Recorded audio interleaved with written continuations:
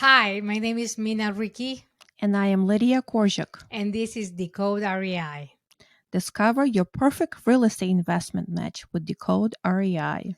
your matchmaker in the world of real estate. Let us find your real estate investment soulmate and make your heart and wallet happy. Today, we are interviewing Tony Castronovo, founder and managing partner of Novo Multifamily Group.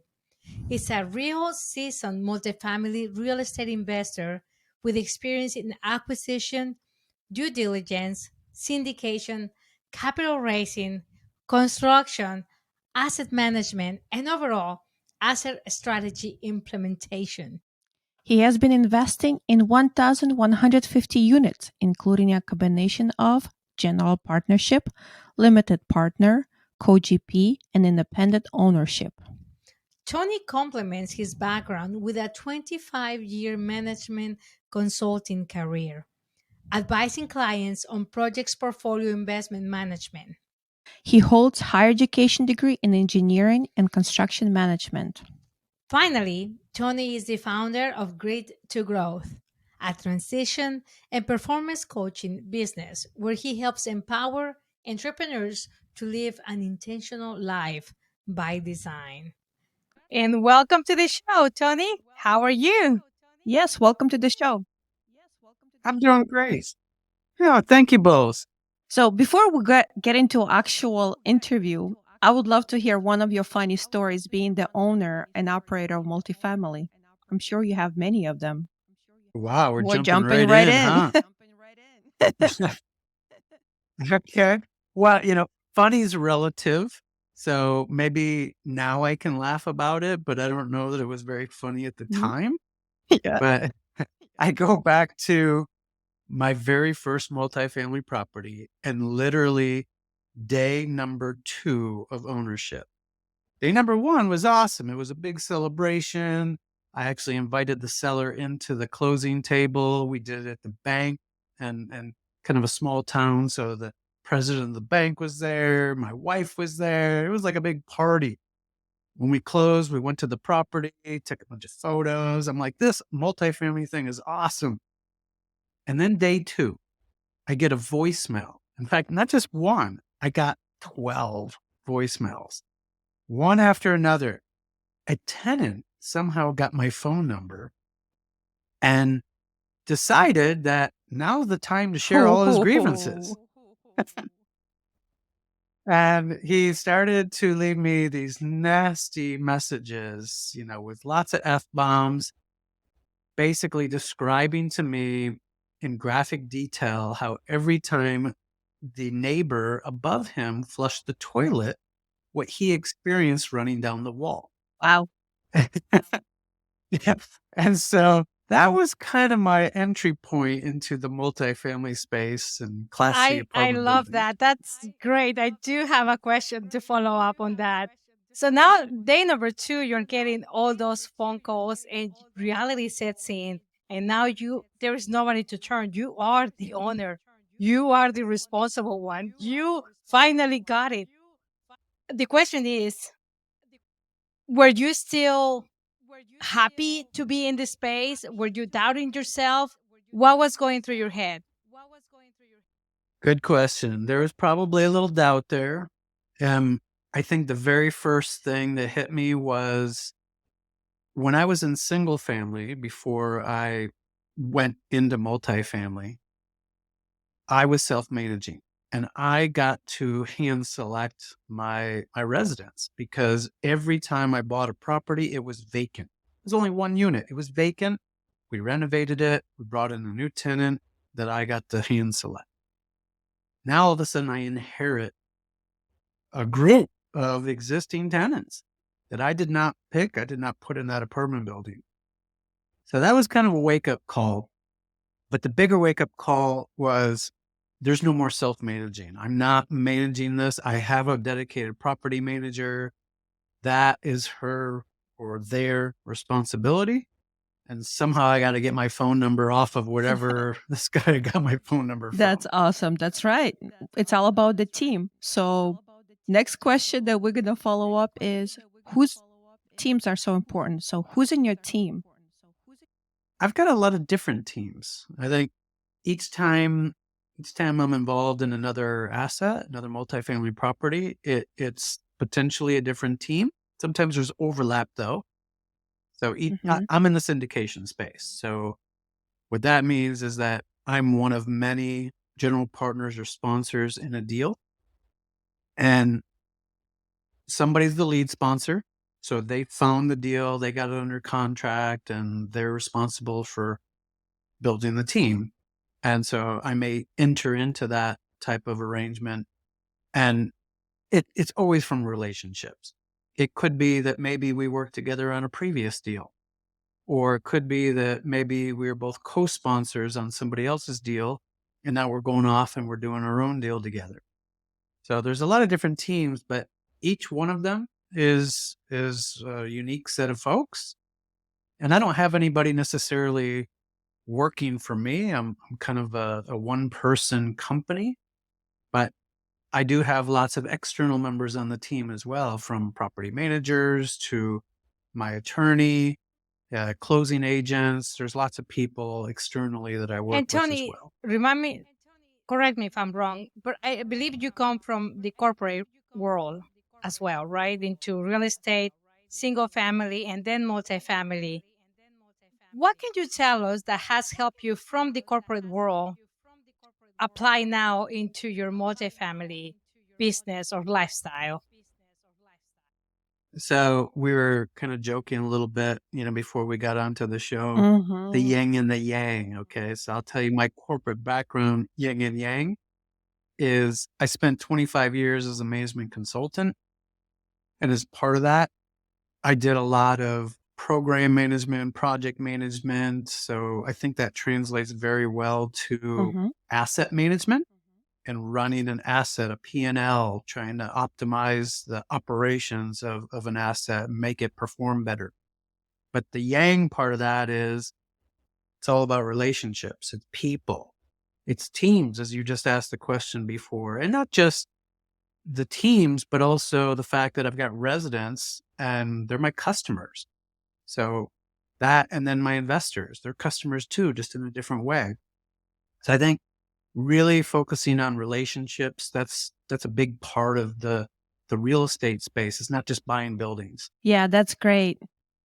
Definitely, it's not just buying buildings, it's residents, it's relationship.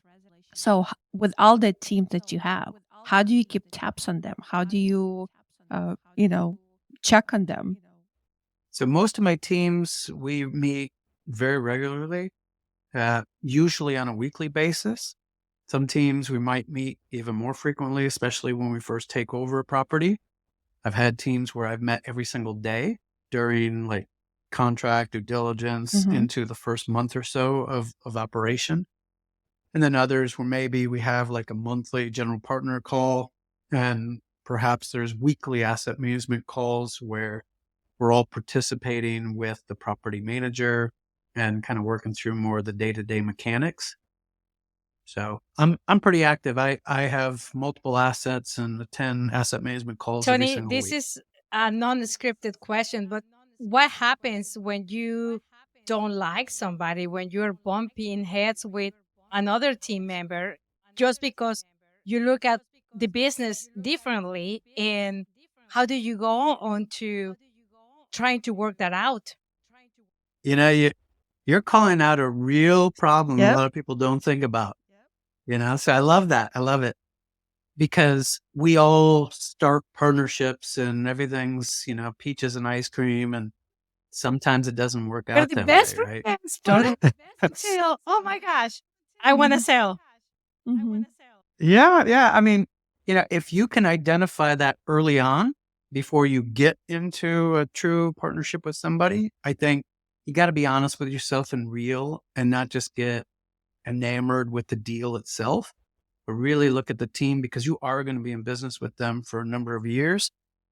But to your question, so what happens if you didn't realize that or you took a chance and now you're in this and things aren't going that well? So I think first off, I'll just kind of put off to the side. Oh. Sometimes coaching does help. So I'm a coach. I think you guys know that, but I also have lots of coaches. And in some cases, I've discussed some of these things with my coaches to try to see how can I work through some of these challenges in partnerships with people, the relationships. And I think biggest takeaway is I can only control my reaction. I can't control what somebody may do, say, act. It's really how do I respond to it and try to do the best that I can to not take things personally, but to really just look at what is it that I can control and the rest, don't worry about. That's right. That's a great approach, definitely. You can only control what you can do, not what others. So you touched about coaching, and I spent a little bit of time talking to you with this last boot camp that we were in, Managed Right, and you mentioned about the coaching. So my question to you is that experience with coaching, does that help you in being a property manager? And how do you, handle difficulties that come along? Yeah. I mean, I think the short Mhm. answer is absolutely. Being a coach and not just a mentor, but truly being a coach and trying to understand, where people are at and how you can kind of meet them there. And yeah, I think it's helped in all my relationships. It's helped me understand where my Mhm. energy level is. And I know like in, Yep. on the bus ride during the boot camp, we talked Mhm. about these different energy levels. Yeah, I could approach things with anger or doubt or frustration, guilt. There's so many sort of catabolic energy levels, destructive kinds of energy that I think are normal under stress. But if I can recognize that it's there and shift as quickly as possible into something more positive, we call that anabolic energy, something that take responsibility, have compassion, try to find that win-win to help other people. And if I win along the way, great, that's awesome too. But that's really what I try to spend Well, time that's on. just a low hanging fruit for me because I love that topic, Tony. And just one, and I'm not naive. Everybody's best suggestion will be depending on wherever they are in the journey. It's not the same for somebody that is just getting started, and it's not the same for somebody that has been doing it for 50 years. But if you were just to give a general suggestion, a general coaching phrase for the listeners, what would you tell, just like in a very general, what's one of your favorite things to say to somebody that is listening? Oh, so a Yeah, catchphrase, something huh? something that will make them just kind of get off their seats and just go get it. Yeah, I mean, sometimes in the world we live, we say R&D, right? Rip off and duplicate. There's a lot of good catchphrases out there that might sound a little cliche, but they're so powerful. I think one that I heard Luke Wren mention in one of our meetups, he said, how you do anything is how you do everything. And I really like that because it it's character, right? When you talk about partnerships, you can observe how somebody has done things in the past and how they do everything that they're working on. Doesn't matter what it is. And that's a good indicator as to how they're going to continue to work in the future. So I think it's a good way for you to sense who you're working with and, if you're going to be in business for 5 years plus, what you can expect going forward. Right. The other that I love, it's very common. Mhm. Proximity is power. We're all doing, what others in our mentoring community are doing or want to be doing, being around people where it's not so crazy to say, hey, I'm going to go and buy a 100-unit apartment complex. That could be crazy to family and friends, but people we hang out with, Mhm. it's not so crazy. Right? Why not buy Or two? 10. Or 10. Yeah, Why or put limit 10. into it, right? Definitely. So talk about apartment complex and buying. What strategies do you use when you identify a property that you're about to invest in? Strategy. So if I understand your question, it's maybe Yep. metrics, Mm-hmm. levers, like how Numbers. do I Yep. assess whether Exactly. it's a good Yeah. deal or not? Yeah, yeah. So for me, Mm-hmm. because it's syndication, I like to start with what are the returns that my investors would get? Because from my vantage point, if I can't bring in the equity into the deal, then I don't really have much of a deal. So that's number one. But you guys know Excel, you can just, make Mm-hmm. Excel do whatever you want, right? You can get those numbers to say whatever you think your investors want to hear. So you have to look at what are all the other levers? What are the other balance points in there? So if I have great returns for my investors, but the general partners aren't making any money, then how long do you think general partners are going to keep looking for great deals? So the general partners also have to have some kind of profit in the deal. Then I start looking at if those things check out and they're in balance, how confident am I in the underwriting? And I start with income. Income drives everything. So where do we get income? We get Mm-hmm. income from the rents. So how confident am I in the projections on those rents and the comparables that we're using to derive what those pro forma rents could look like? So that's where I start. And then I start kind of backing into, okay, how about the operations? How are we going to run this deal? What kind of expense base are we looking at? And you can kind of do some range estimates too to kind of validate a little bit. Class A, Class B, Class C, trying to understand your expense ratio and really where you should be. If somebody's predicting, a 35% expense ratio for, say, a Class C property, that's kind of Mm-hmm. BS, right? Can't run a Class C property that efficiently.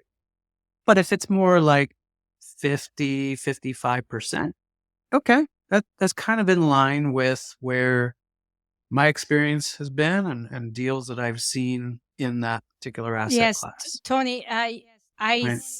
it's really difficult to, well, at least for me, I like to ask my guests, how do they marry the two sides of the business? On one side, you do have your investors that you have to pay off. On the other side, you have your tenants that can only pay so much before they start going broke and they start defaulting on the payments. So, but instead of asking you, how do you marry both ends, I will ask you, what are the biggest challenges that you're seeing in today's marketplace in the multifamily space? And how are you about to solve those problems as well? I think the same sort of problems are there, or opportunities even, are there in really all market cycles. And that is driving increases in rent Mm-hmm. and collections. You can have all the great rent projections you want. You can advertise your property. You can even get somebody to sign a lease. But if they don't pay the rent on time every month, you've got big problems, right? So that's where having good property management in place and having asset management in place too to hold them accountable and really looking at the numbers on a daily basis and trying to see, do we have collections issues? Are they with the same resident? Is it, more of a seasonal thing? Do we have situations where maybe we have residents who only get paid, on the 15th of the month and they're always going to be late because they can't pay by the first? These are things just to start digging into and seeing where there may be problems that can be solved. Totally agree. Every problems can be solved. That's how I see things all the time. So my question to you is, when you look at also problems that can be solved, one of the things that come up to my mind is, what red flags do you see when you identify the property that you say, you know what, I don't think I'm gonna do this deal, or you know what, yeah, it's a red flag for somebody, but you know what, I think I have a vision that I could make it very profitable. I think the biggest sort of Hmm. deal breaker, if you will, is the location, the community. specifically around crime and things like that. Um, that's Correct. not something you can fix. I mean, not anytime soon. You can't fix the whole neighborhood. I mean, I've had properties where there's been Mhm. prostitution and drug dealers. I had, a resident that was doing meth and one of my apartment units. I mean, we've had, Wow. shootings and just all kinds of stuff. But those are acute problems with the resident base. And we may inherit that, but we can change that. We can be very strict on who we bring in and who's going to stay and really reposition the entire community. And I've had a lot of success in doing that. Major transformations. That's the feel good part of this business. Is when you see that. I literally remember having situations like I just described. And then 7, 8 months later, you've got wreaths on the door, Mm. kids playing hopscotch, in the parking lot. Complete transformation. So that can be done. But if the surrounding community, if the surrounding area to your asset is just, full of crime and maybe the police are scared to go there, Mhm. if you've got something like that, it might be a good deal, but I wouldn't do it. Yeah. Can't fix the neighborhood. I love that phrase. Tony, I didn't know that you were doing coaching until Lydia told me. I'd like to take this time and moment to hear a little bit more about your coaching program, please. Yeah, well, thanks. So I launched a company, I guess late last year. It's called Mhm. Grit to Growth Coaching. And really, kind of the inspiration behind that is with my focus being on entrepreneurs. And I'd say if I could get real specific, entrepreneurs who are feeling trapped in a W 2 job that they don't enjoy and looking to build up the courage to be able to make the jump, do whatever it is that they love to do full time with all their energy, with all their passion. And then, as we were talking about earlier, some of that doubt and so forth, the challenges that we have as entrepreneurs, work through that together. It's going to be there, right? And so helping entrepreneurs through that entire life cycle, that's really where I bring value. I lived through it myself. I quit my job back Mhm. in September of 2021. And I remember for years I was building up to that moment. And I thought it was going to be this elation, this party, this celebration. Hey, today's the day. No, I finally just got to a tipping point where I said, enough. I'm not happy. I've got to make a change. I've got to do this for myself. I will find a way. And I took the jump. And then it just became, okay, so now what? Let's make this happen. Let's make this work. And so I know what that feels like. And so as I was kind of working through my journey, I said, I, I should do Mhm. this for other people. I should help other people through these type of scenarios. And so what I did was I immersed myself in a coach training program. I vetted a few different programs. I selected one that kind of resonated with me and kind of my style, my approach, and very immersive. It was 9 months long. And I'm literally actually about a week away from my final exam, which is a practical exam. It's not a written exam. And I'll be certified, but I didn't let that stop me. I just started my business last year and I've, been coaching clients all along. And that's just a Mhm. little bit of extra credibility, but it's Hmm. it's been a big mind Before shift for before me. we Yeah, go let ahead. Lydia go again, I tell you, last year Ryan and I, my husband and I, were able to stay home and don't go out on the road and work a regular business. And it almost felt like a void because now I was there. I was at home, didn't have to go anywhere, and I could focus 100% of my time in my dreams. Well, that sounds amazing, except that finding out the structure for certain personalities is just a whole lot of work. It's great to hear what you're doing. I think there is a lot of there is a space that can be filled with people like you. Yeah. Yeah, well, thanks. Well, you described me Mm. the honeymoon phase, right? Where you did it, you're like, yeah, this is awesome. This is where we are. And then all of a sudden you're like, wait a minute, I have to structure my day. And if I don't do something every day that somehow leads to Mhm. revenue, then I'm going to starve to death. Right. So now it's all you, and there's this incredible weight on you to perform.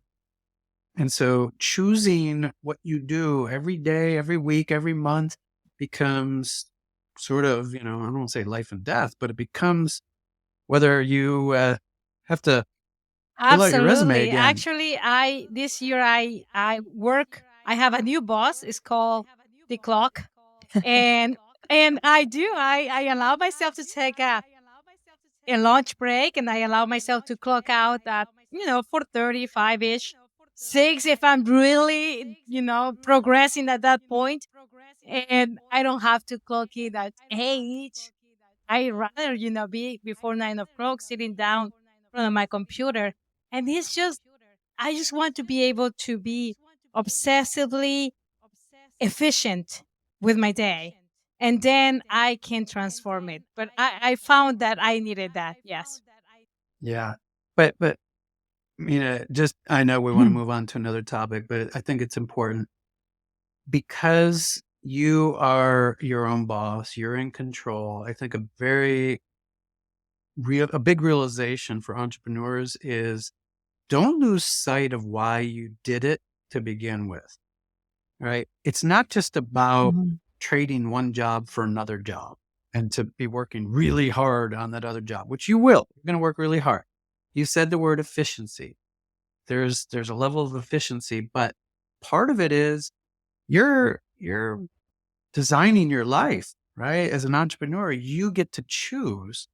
So that's part of the coaching too, is not losing sight of the personal aspect, the family aspect, really Mhm. enjoying not just the destination, but That's the true. journey That's along true. the And way. I do allow myself to trade a Thursday to be on the boat for maybe, a couple of hours on the Saturday, per se.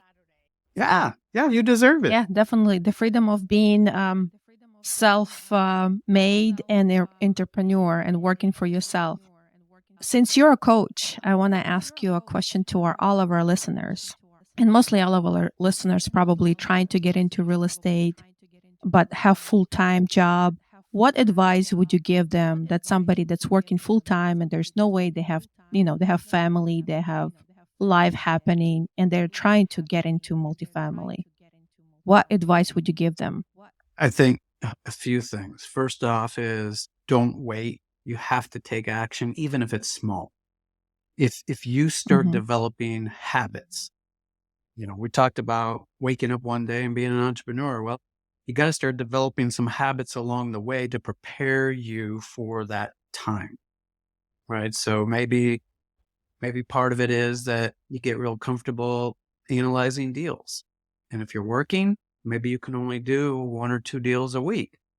And by the time you have a full-time focus, maybe, you can do much more than that, but you're also going to be in the habit, much more efficient. You're going to have a lens on where you're constantly looking and analyzing deals, right? Or financially, think about what it would be like when you don't have some of the benefits of your corporate job. So as an example, like right now, I'm struggling, not struggling, but challenged Mm. with healthcare. As an entrepreneur, I have different choices than somebody offering me a health plan and having a lower premium, having a subsidized health plan. But that's just another problem to solve. And so I started when I knew that I was going down this path, I started with a strategy that said, I want to maximize my HSA, high deductible insurance plan to save on premiums. Right now, my wife and I are very healthy, so we don't really need to spend a lot of money on healthcare right now, but we know in the future that's going to change. So if I can have a self-directed HSA, health savings account, and then I can invest that into real estate, which I learned that actually from one of my investors. Like, hey, that's fantastic. I'm saving money, taxes on the way in. I get a tax benefit on the way in. I don't have to pay for qualified medical expenses on the way out. I don't have to pay for the tax on that. And I get to put that money into real estate. So that just is a strategy I started thinking about very early on to try to prepare myself for where Wow, I'm I never today. heard of that one. And Yeah. and and the funny thing is, there are so many other things that we don't know about. There is, and that's where you were saying proximity is power. Get together with those people that are already doing it, so you can learn a couple of things here and there. Honestly, Tony, I wish we could stay a little bit longer. It's been already 30 minutes and we have to wrap it up. But Yep. there is so much to learn from you, and I love hearing you talk. We gotta have you back some. We do appreciate, the opportunity to chat with you in this recording, and I thank you very much for that. Before we let you go, how can our listeners find you? Thank you, Lydia. Yeah, of course. Yeah. Well, first of all, thank you both. I mean, I love what you're doing with the show. Fantastic. The whole yin and yang, it resonates with me. Um, People can find me really on my website or via email. I've got my real estate website, my coaching website, but I think the best way is just Tony, Tony, at Novo multifamilygroup.com. And that's the same website address, novomultifamilygroup.com. And then from there, you That's can link great. off to Well, my thank you, coaching. Tony, for coming today, sharing the wealth, especially about healthcare. Even I didn't know about that. So that's amazing. Thank you. We appreciate your sharing your knowledge and experience. Mm-hmm. You Of too. course. Bye. Thank you guys. Stay Have a good behind. weekend.